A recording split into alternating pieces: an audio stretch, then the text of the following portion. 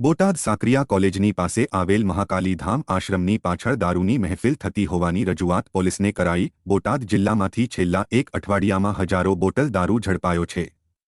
ઠેર ઠેર દારૂના હાટડા હોવાની લોકો રજૂઆત પણ કરી રહ્યા છે। ત્યારે આજે પાળિયાદ રોડ સાકરિયા કોલેજની પાસે આવેલ મહાકાલી ધામ આશ્રમની પાછળ પલંગ પાથરી બેઠક વ્યવસ્થા કરી દારૂની મહેફિલ થતી હોવાની જાણકારી મળી રહી છે। આશ્રમના મહંત દ્વારા પોલીસને ફોન કરી અંગે જાણકારી આપી હતી। અવારનવાર રાત્રિના સમયે લોકો એકત્ર થઈ અહીં દારૂ પીતા હોય તેવા પુરાવા મળ્યા છે। આ બિન ઉપયોગી ખાલી પ્લોટની જગ્યામાં લોખંડનો પલંગ પાથરી દારૂની બોટલો, સોડાની ખાલી બોટલો તેમજ પ્લાસ્ટિકના દારૂ પીધેલ ગ્લાસ જોવા મળ્યા છે। ત્યારે પોલીસ દ્વારા અંગે ફરિયાદ લઈ કરવાની ખાતરી આપી હતી।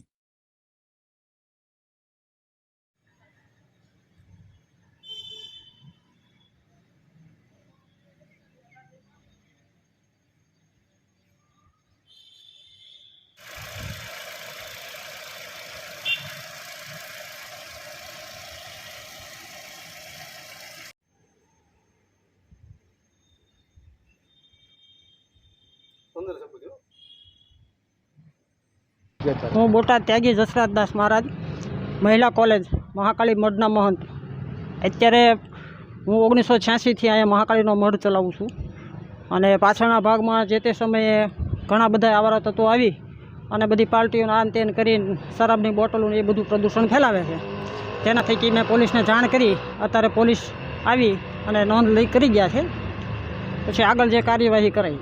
ગૌરક્ષક સમિતિના ગુજરાત પ્રદેશ ઉપાધ્યક્ષ અને સંગઠન મંત્રી સામતભાઈ જેબલિયા બોટાદ।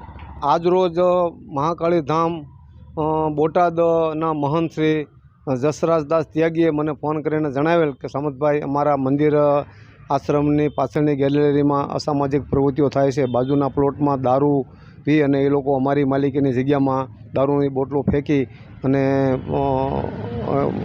એલફેલ વાતું કરતા હોય, ગાળાગાળી કરતા હોય, બોલતા હોય। એટલે આ બાબતે કે મેં પોલીસ કંટ્રોલમાં જાણ કરેલ છે અને પોલીસ પણ આવેલ છે અને પોલીસ આવીને અમારી નોંધ લીધેલી છે અને જાત તપાસ કરેલી છે અને આગળની કાર્યવાહી પોલીસ કરશે। અને અમને અત્યારે બોટાદ પોલીસ સ્ટેશનમાં કે ફરિયાદ લખાવવા આવો એવું પોલીસ અહીંયા જસરાજ ત્યાગીને માહિતી આપીને ગયા છે।